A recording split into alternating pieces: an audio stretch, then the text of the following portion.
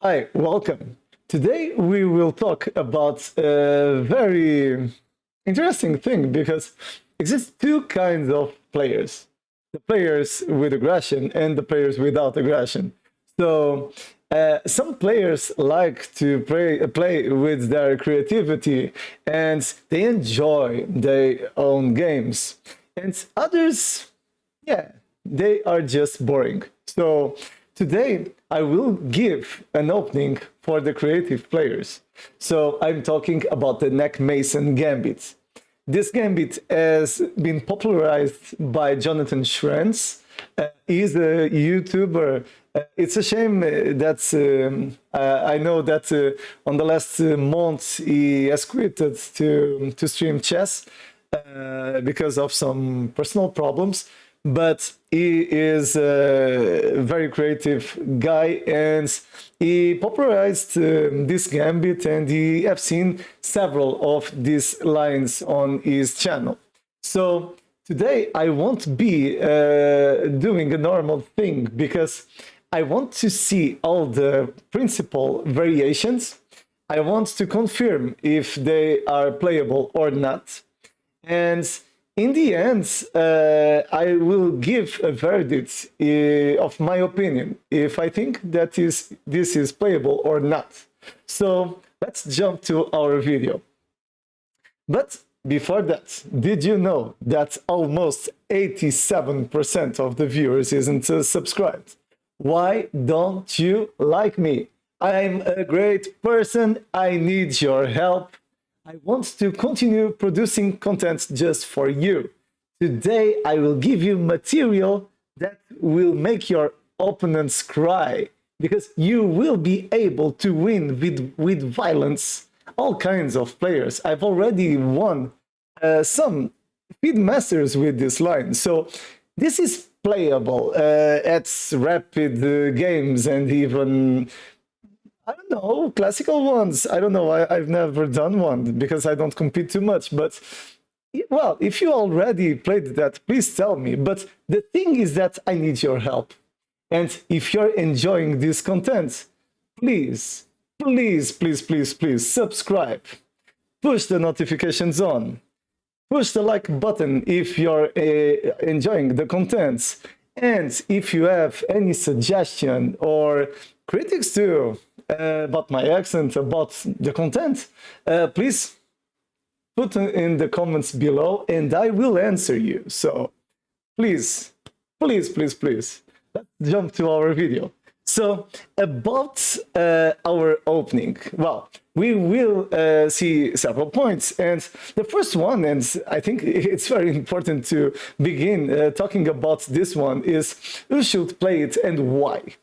Well, this is an opening for the aggressive players and players that like to play outside of the theory. Important. This is for players that like combinations. They like to work with exposed kings, and they enjoy a lot to give checkmate. So this is for this kind of players. Of course, this isn't for positional players, this isn't for boring players, and this isn't for players that don't like to take any risk.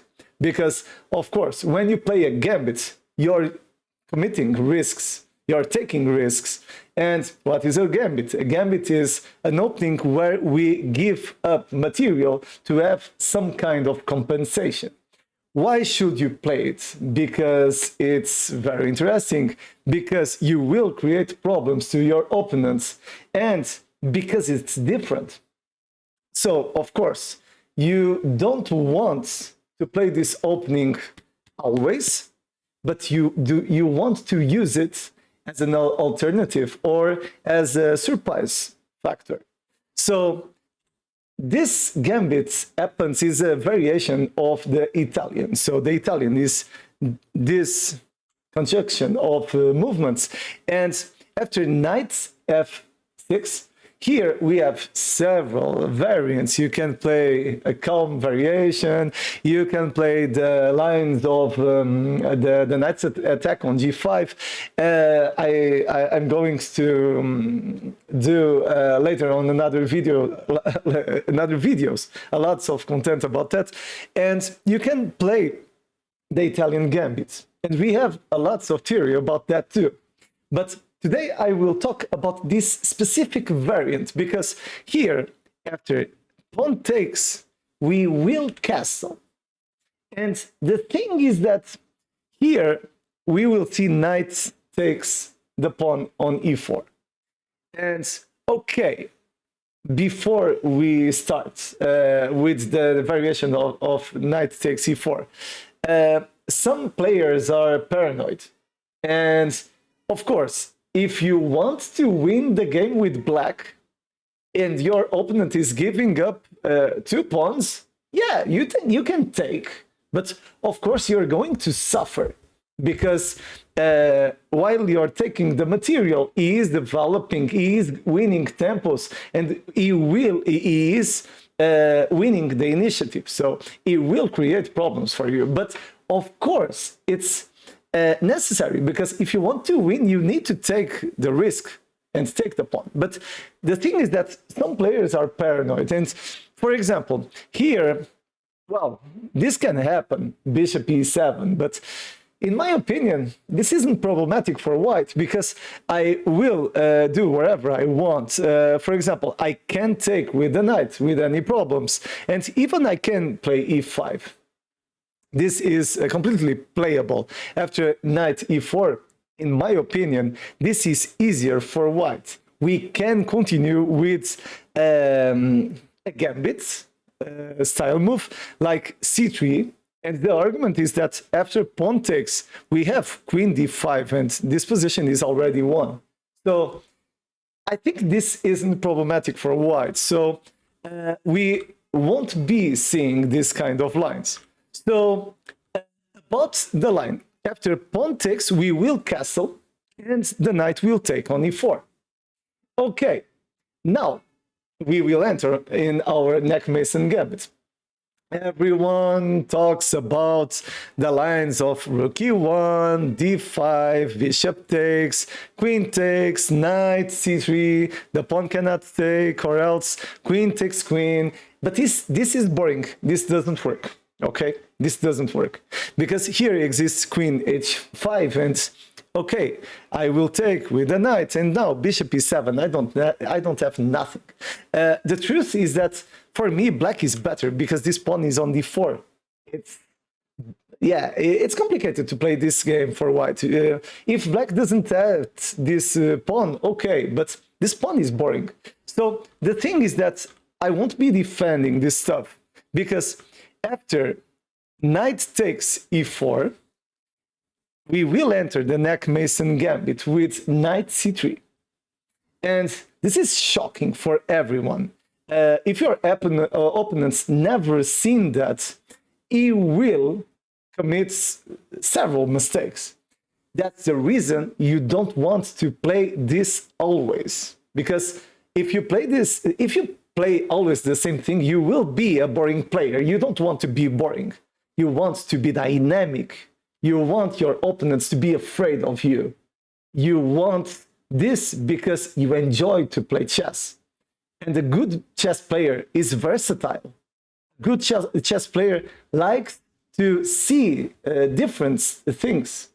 Even a London system, we see all of the things. And here we will see several variations. In my opinion, the most important ones. So the first thing we need to think is, okay, what will happen after pawn takes knight?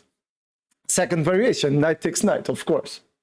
And later, sidelines. In the end, I will put 3 exercises for you. And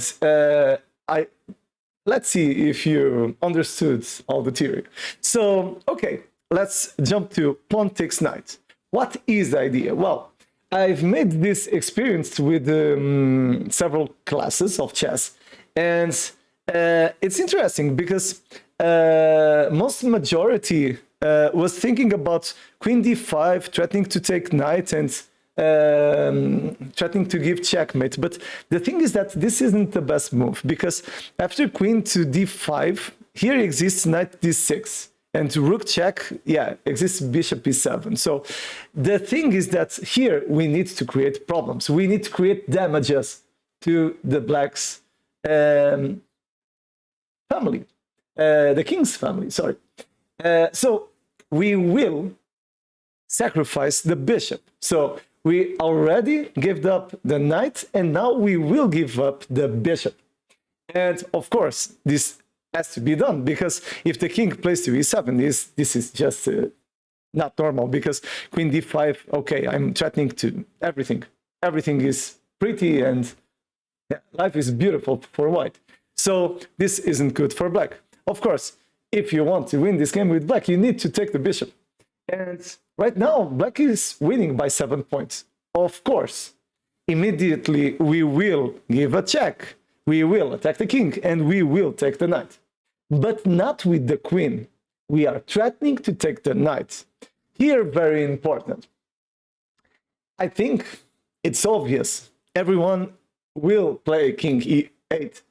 But I want you to be well prepared. So we will see this, and that. Sorry. So first line. If king plays here, we will win this quickly with queen takes knight, and after king, bishop, it's done. We won the queen. So next, this king can play in this direction. It's similar. We can play the rook, and if the knight goes away, it's the same. If he doesn't play the knight, for example, knight e7, something like that, okay, probably this is playable for black, but are you seeing this king? It's completely exposed. In my opinion, if somebody draws against you with black, or even if someone wins you on the internet, probably he will be a cheater, because I don't believe that this position is playable for black. Of course, if you put on the fish will say, oh, yeah, black is slightly better, but I don't believe about that, because you need to play correctly, always one line, and the advantage is 0.6. So in my opinion, this is great for white. Just to have one idea, the fish says king to f7, and after that bishop g5. Everything is complicated. Black is underdeveloped. This pawn, I don't know what this pawn is doing here, and so this is very complicated for a human being. So another variation, king to e7. Of course, queen takes, because the bishop and the queen cannot play to e7. So after queen takes knight, this is completely won for white, because king f7, I think it's the only move. And after knight g5, okay, this move finishes on a checkmate.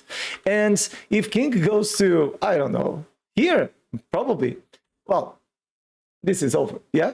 Because after king, this will finish on a checkmate. This is a very interesting variation, because g4 is threatening to give checkmate with knight e6. And after that, checkmate with the queen, because the knight is controlling this square. So it's very, very, very strong. Very, very, very strong. Serious. So, of course, here, this king will need to play to e8. And the thing is that you want to gain tempos, you want to remain with the initiative, you want to continue creating problems, and to do that, you don't want to be taking with the queen, because bishop e7 probably will solve all of his problems. And yes, I believe that black will be better. So here, you need to play rook e1, because the knight is pinned. So after that, probably most players will play bishop e7. But I think exists too queen f6, but nobody played queen f6 against me, so probably won't be a common answer for black. So let's start with bishop e7. If black plays bishop e7, we will take the knight. And this is a completely devastating position, because it's very complicated to defend this with black, because you don't have any developed piece, just a knight. So here, for example, a normal move, in my opinion, would be d6 to try to develop.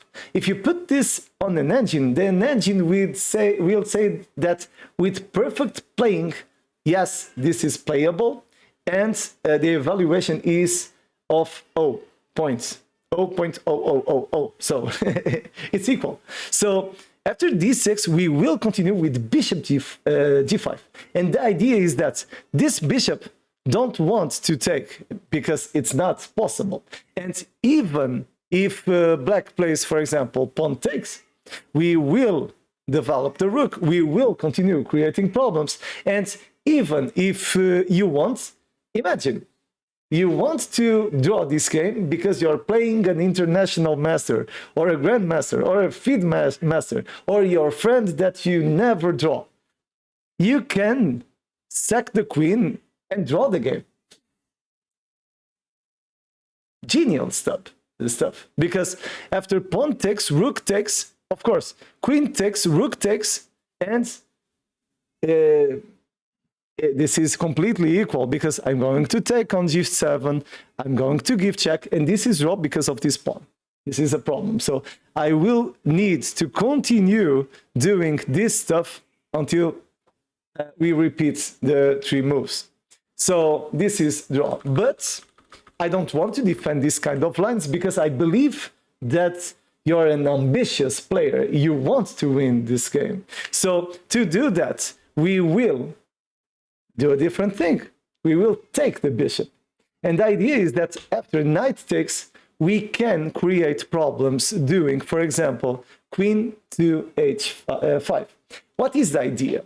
I want the black player to advance the pawn to g6. And after that, I will take the pawn. And yes, this position is won. Because after, for example, rook plays here, I can give check with the queen. And after rook, again, I take another pawn because the knight is pinned. After that, this will finish in devastation, because now we can give up another piece. And after that, yeah, this is over. It's checkmate. Nothing to do. So beautiful stuff. But I don't want you to sell nothing that I don't believe. So here exists a correct answer for black. Yeah. So here the correct answer, I think no one will play it, is king to d7. It's not normal. This isn't normal. And the thing is that this is completely equal with perfect play. Nobody plays with this precision, but my suggestion is that you continue with the knights, and yes, if this happens, you're going to draw the game. Because after pawn takes, queen takes, and the pressure is enormous, because after rook, it's the only move. Because here, I don't know, c5, probably it's playable too, but it's complicated. Here, we will draw by perpetual checks. So this continues like that. Yes, this is one of the critical lines that you need to know pretty well. So, okay, we've already seen that, okay, exists a draw, but you will never lose playing Nakhmanson if you know all of these lines correctly. You will never lose, because all of the openings have critical lines and complicated lines, and sometimes inferior lines. So this is all normal in all of the openings. So about these first variations, well, exists another idea just to show. If king e8 again, let's see, rook, bishop, rook takes, and now let's see, d6 again. Imagine d6 or even g6. G6 can be done, I don't know, probably to try to do this kind of stuff. Of course, this is terrible because knight g5, it's always interesting. The plans you want to play are always related to this square, or knight or bishop. It depends of the threats you do. So here, rook f8, it's necessary again.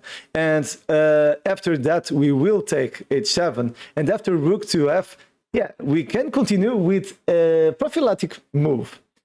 Queen to h6. What is the idea? Simple. If rook takes, this is checkmate. And if he plays d6 to try to, I don't know, develop the bishop, I don't know.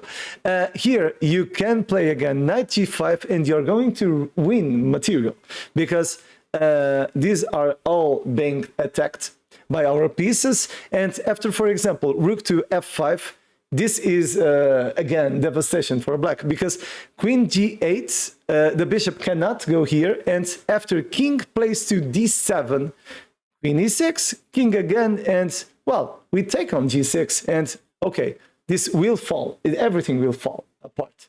So, very, very, very complicated. Of course, this kind of stuff isn't possible, and if he plays again, yeah, we take, yeah, simple stuff. So very, very, very aggressive. And of course, you're giving up a lot of material. But in my opinion, it's very complicated to defend this position. Let's see the ideas with queen f6. If here he continues with queen f6, we will play rook takes. In my opinion, is the easier way of continuing. Exists theory about that with bishop g5, but in my opinion, you want to take, and after that, you continue with the bishop, and you're creating again pressure on the e7 square.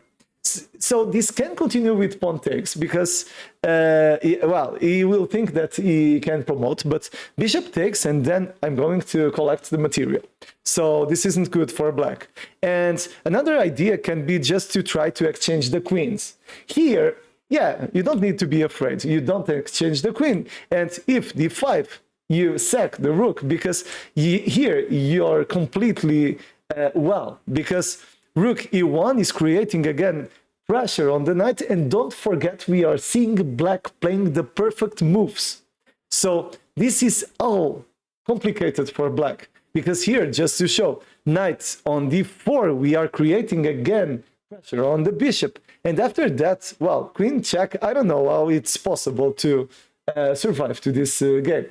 Of course, okay, king f8 probably is playable, I don't know, but, well, we can take first the knight, or we can take the bishop. The thing is that we are losing by material, but after that, if queen takes, knight takes, I think this is always complicated, because king g8 and queen takes on d5, and we have a lots of ideas of trying to give checkmate. So this isn't lost, in my opinion, and it's always very complicated to play for black. So very interesting stuff. But okay, we've seen just the first variation in 23 minutes. My God. So yeah, when we see gambits and this aggressive stuff, it's normal that we need to see a lot of different lines. Why is that? Because we are giving up, we are sacrificing material. And the compensation is the position, and is the fact that we have initiative and we are creating problems to our opponents. So the second line that we will see is when not the pawn takes, but knight takes knight. And this one is more complicated, a little bit. But in the end, I think you will have possibilities too to win the game. And yes, exists variations where you will want to play for a draw. So first, we want to take the knight. And after, for example, bishop e7, here you have some potential.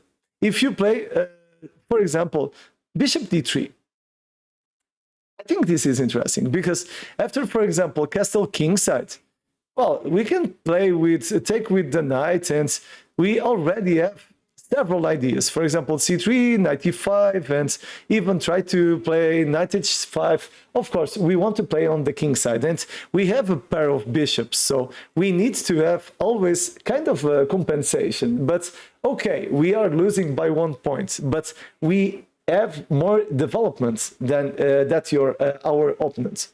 So about alternatives, for example, knight takes, pawn takes, and here black plays d5. This probably is one of the most problematic lines against this Nakhmanson, in my opinion. Here, I have two suggestions for you. In my opinion, the easiest one is just to play bishop to d3, because black can fail. I'm going to show later. But several GMs and international masters too, they have played bishop b5 and bishop d3. And yes, it's possible to play rook e1. All of those three lines give a half point for black. It's not dramatic. So the first line for me isn't the best, but I'm going to show you because I want you to have it all. So after bishop b5, the idea probably will be just to play bishop e7.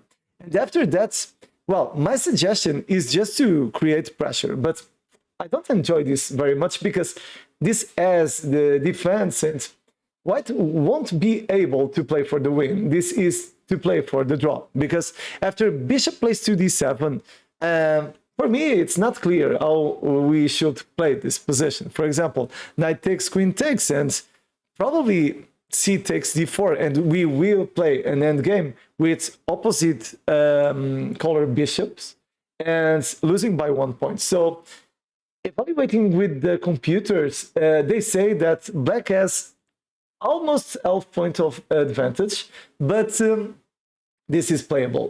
Probably this white will be playing for the draw.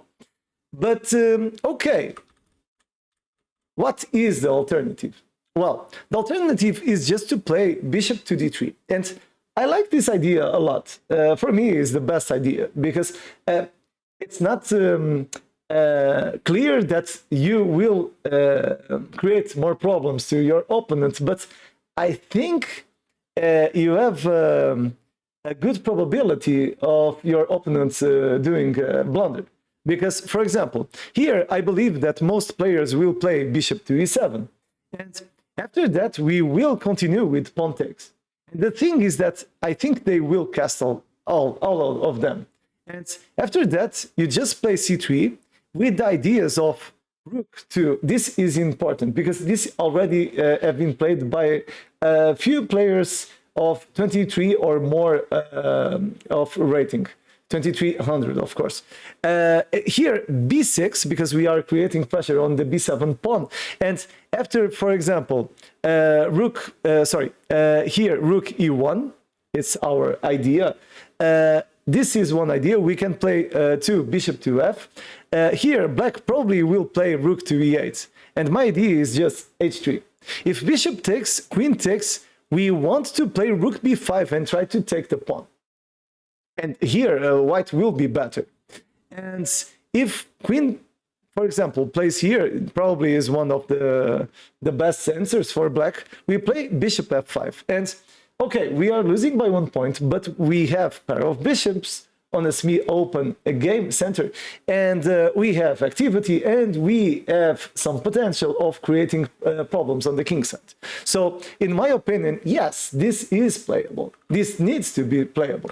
So, another idea. Here, for example, knight takes, and okay, d6 first. And after that, so the idea is that we have been seeing always the best answers for black. But what if black doesn't play the bishop to e7 and plays d6?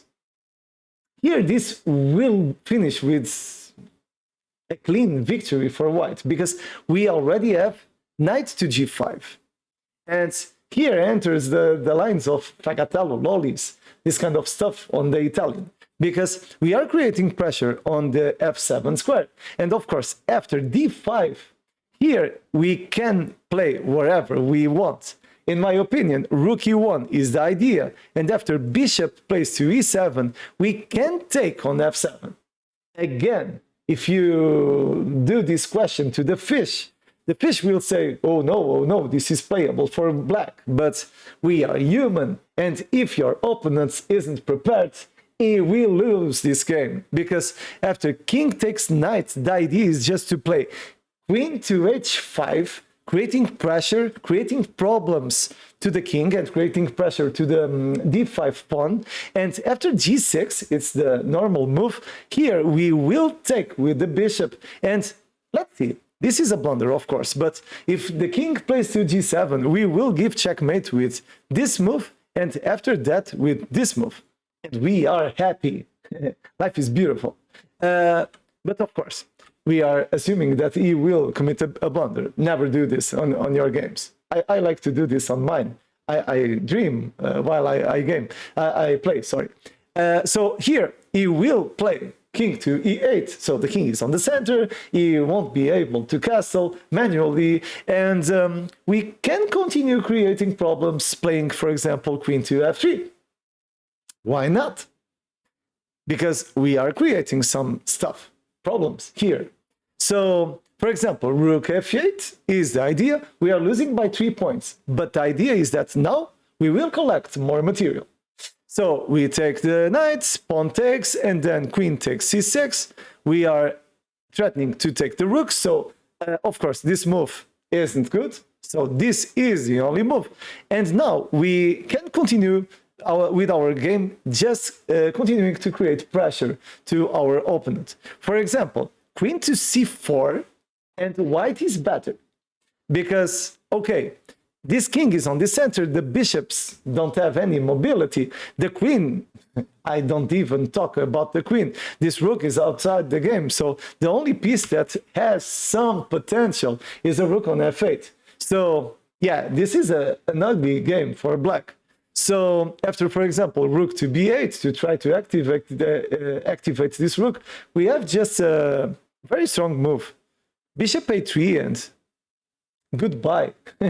So the game is over, because after rook to f7, yeah, we can take, no? And after rook takes, this is a checkmate. So brilliant stuff, beautiful stuff. So this opening is beautiful. If you enjoy to attack, you need to play this opening. And this will happen, because the lines of knight c6 and knight f6 are the most common ones. So this will happen in your own games.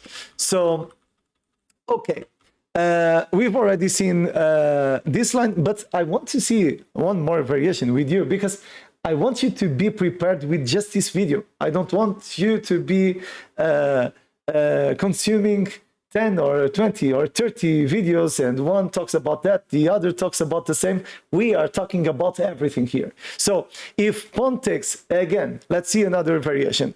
For me, the most complicated, of course, is always d5. If black doesn't play that, you're happy. And again, bishop d3, I'm defending that. And now, a different answer. We've already seen the ideas of bishop e7. Now, pawn takes pawn. Okay, pawn takes pawn, we will continue. You have several ideas. Knight g5 is one of them. But, okay, rook e1, why not? And if bishop e7, I will defend that you can be happy playing knight g5. Again, it's a pretty idea, because most of the persons playing with black, they will think this guy is completely nuts. He's giving up all of his material. I can't take another pawn, and yeah, I will lose later this pawn, but he will need to worry about the material. But the thing is that after the knight plays to g5, of course, this move is terrible, because bishop takes on f7, and after king here, queen h5, it's over, because it doesn't exist nothing to play to h6. So this is terrible. And if black plays h6, I think it's the most normal move. Yeah, we will sack the knight. We don't need the knight. Yeah, the pieces were made for this, to give us the victory. Because after king takes knight, here we can continue with queen check, And of course, if bishop plays here, we can now give this check. Why are we doing all of this stuff? Simple, because of the bishop on a3. Because before the bishop was on e7. And now this is different, because after the bishop plays here, of course, here we will do a sacrifice like Paul Morphy on the Opera's game. Rook takes, knight takes, and now everything will fall apart with rook e1. Beautiful stuff. Because now we can take, and this game is over. This is completely won for white. Brilliant, brilliant stuff. So, about this line, I think we've already talked about lots of things. But to finish, we need to see another idea. Because before I've done this video, I've been talking about a friend of mine, of my club, and he is an 1850 FIDE player, and very experienced, and he likes a lot to defend. And I've showed this position. So the position is that our Nakhmanson Gambit, and after that he have told me that probably he wouldn't take the pawn on e4. So I want to show you just a different line, and if you want later, I can do another video talking about specific lines of the Nakhmanson Gambit. So if you have any question, please tell me. He won't take this pawn, and instead of that, because he is paranoid, so he is a defensive player, so he doesn't like to take risks. So he would play bishop to e7. And here, my suggestion is just to take, and we have a normal game, but probably this line will be more aggressive, because after e5, knight to e4, and our idea will be to play c3. But if you want to play differently, you can play to bishop to b5. The idea is simple. After knight c5, you're creating central pressure, and you have more space because of this pawn. So here we can continue, for example, with knight takes or with the famous c3. Because after pawn takes, again, we will be able to take with the knight. Of course, we've seen already today this direct line, because the pawn cannot take. It's terrible, because after that, queen d5. But the thing is that, okay, it's possible to play this position with d5, and this is a theory of the Scotch Gambit. Later we will do content about that here on this channel. So it's completely playable for white. But for now, I can tell you that bishop b5 is completely playable. You don't have any problems, because if pawn takes, knight takes, and just to show, if knight takes, pawn takes, and, well, castle. And the thing is that because of the space that we have, this is a completely normal position with rook e1. So, but later we have another lines too on this position, so this is completely playable for everyone. So about our theory, we've already talked about all of the points. Now I need to know if you understood all of the lines. So let's jump to our 3 exercises. First one, we started with our gambits. And the thing is that after knight takes and knight plays to c3, the knight has taken. And here, the pawn has taken. And here, I need you to tell me what is the best continuation. Don't forget, you just have one correct answer in this position. So the answer is, I need a drum. Bishop takes on f7. After bishop takes f7, don't forget king takes queen d5, and we won't take with the queen, but Yes, with the rook. Okay, so this is a possible continuation. And here, this is already too difficult, too complicated. I haven't seen with you the lines of king to f8. This is possible, but well, we have everything. Knight g5 is always the idea. We are threatening to give checkmate, and after queen to e8, well, we can play queen f5 and draw if you want. It's playable. If you want more complicated positions, you can try out b4. b4, knight takes, and rook f4 with check, just to disarticulate the black's pieces. So the first exercise, it's done. We have lots of material about this Nakhmansons. So second line. So here, after this move, black has taken with the knight, and we have taken with the pawn. And here, black has made this move. And after bishop to d3, here, well, black will play bishop e7. And after that, here we will continue with this and castle king set. And here it's important to know what is the plan. How can we continue this position? And this is one of the most complicated lines for white, because we will play with the potential and not the material. So here, the best continuation, in my opinion, is just to continue with calm. So after bishop to g4, important, we will play rook first. We will create pressure to the pawn because we want to create counterplay on the pawn on d5. Here, after bishop takes, queen takes, the plan is just that. And we haven't talked about this line, but this isn't complicated too, because we can continue developing our pieces and creating problems for black. For example, moves like knight e7 will lose the game because of the check, and the queen will take the bishop. This isn't possible because of the pawn, and this, of course, isn't possible too because of the fork. So this is all. We have always potential in all of the lines. Finally, about the sidelines.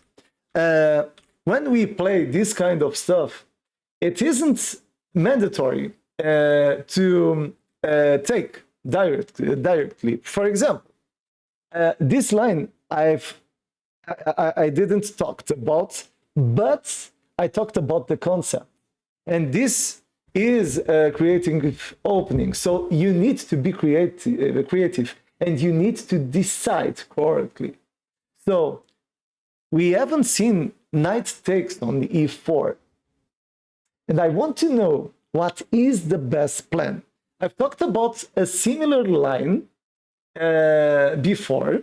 If you want, you can try to confirm. And the plan is quite simple.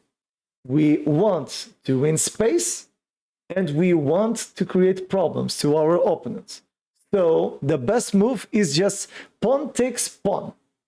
And after that, imagine if black plays bishop to c5, we are playing one very interesting line for white. We will win with queen d5. This is inserted on the Italian game. So we have a lot of theory on this Nakhmanson Gambit. So because after, for example, bishop takes, we just play king to f1. And after bishop goes away, we give checkmate. And of course, if he castled, we win material because queen takes knight. So this is already won for white. So of course, this isn't necessary to be the continuation. But for example, after knight plays to c5, here you can continue with the normal development. This I haven't talked about, but yes, you can continue with knight c3, and your argument is that this pawn is creating problems to your opponent because he is advanced and is gaining a positional advantage for white because he's advanced. So in my opinion, yeah, you're not losing on material, so you don't have any problems. So this is easier for white. So just to finish, we've already seen all of the most important lines of this Nakhmanson's Gambit, but I don't want to fail with anything. And now I'm going to show you that this opening isn't a blunder or an imprecision. I'm going to show you very quickly that this is playable and it has been played by masters. So I will use the website opening tree just to show you quickly. And it doesn't exist just 5 or 10 games. This has been played regularly. Complicated word. So let's go. So let's see the precisions, the percentages, complicated word, and just to prove you that this is playable for a white. So percentages, okay, my accent is terrible for this word, sorry. So we already have here the website. So e4, e5, knights, knights, and now we will continue with the bishop. After knights and d4, let's see. d3, knight g5, okay, 52%. So it's the best of all. So, okay, for now it's good. Of course, we won't be seeing d5. It's not very normal, but it's interesting to talk about that on another video. So here, pawn will take. And now, let's see, e5, 49, castle, 52. Knight g5, of course, is interesting, but this is a different line. So, castle, 52%. Here, knight takes on e4, 45.08. So it's the most complicated one because gives more potential for black, and we have been talking about that. So after that, let's see. Rook e1, yeah, 45, not good. Knight c3, 50.7. This is good for us. So it's the best of all. So knight, and let's see. If knight takes, it's the more complicated for white. D takes C, 60%. It's completely devastation. This is good for us. D5, we will transpose for the lines with knight takes. So knight takes, pawn takes 45, and after d5, 41 is the more complicated one. We need to see bishop d5, 43, and the bishop d3, 41.7. Here we need to compare the level of the players. So here 2200.1 and here 2240. So they are a little bit stronger, and this isn't so common as bishop b5. So that's the reason I prefer to play this. After the most common bishop e7, here we have seen that we can continue by several different ways. C takes on d4 gives you 42. Knights take on d4, I don't know, but it's playable, it's different. But C takes on d4, it's completely normal. And after castle kingside, in my opinion, here you can continue with any problems playing c3. Of course, rook b1 will transpose, and the idea is to force the bishop to be here one more time, or one more tempo. So after c3, bishop g4, we have seen that. And after h3, bishop takes f3, 43, and bishop h5 is played by 2,000 players. So here, of course, this is the most complex variation of all, but in my opinion is playable. Rook b1 played by 2,200 players, and after b6, here we will need to continue this position, probably with queen a4. We haven't seen that, but you can play with bishop f4 and rook e1. As you're seeing, this is already with good percentages. So 2,300 players, 2,200 players, and 21, almost 2,200 players. So bishop b5, okay, 1,800 probably isn't the best. So queen to a4 as one goal. After knight a5, knight to e5, and we have a different idea. So very interesting stuff. So we have seen a lot of variation. We've seen that the Nakhmanson's Gambit is perfect for attacking players. Probably is one of the most aggressive opening in chess. And if you enjoy to take risks, and if you're a happy person, you can play this with any problems at all. So we've seen the lines of pawn takes knight, knight takes knight, and we have seen sidelines too. Now, in the end, we compared the lines with professional games and online games too. And we've seen that, okay, we have small problems on the lines of knight takes knight with d5 directly. So my verdict is that yes, this is completely playable for online games and even for official games, but you need to study pretty well knight takes knight with d5. So in my opinion, the ideas with rook b1 are probably the best ones. About the other lines, in my opinion, pawn takes knight will lead to completely devastating positions where you win with violence. So I've already tested this opening on the internet, and I raised a lot my online rating to almost 2,500 because of this kind of stuff. Because we are creating problems to our opponent. But the question is this playable in classical games? It will depend on you. If you like to take risks, and if you're playing a similar level player, yes, in my opinion, you can do this. But if you're playing much better player with, for example, 400 or 500 points, the probable result will be a loss in all of the openings. So in my opinion, you want to be happy playing what you love more to play. So if you want to attack your opponents, attack him. But the most important thing is that you need to learn something new from your own games. This is very important. If you want to improve, do that. And I guarantee you, you will be a better version of yourself in the next month or the next year. You just need to be preoccupied in evolving in all and each of your own games.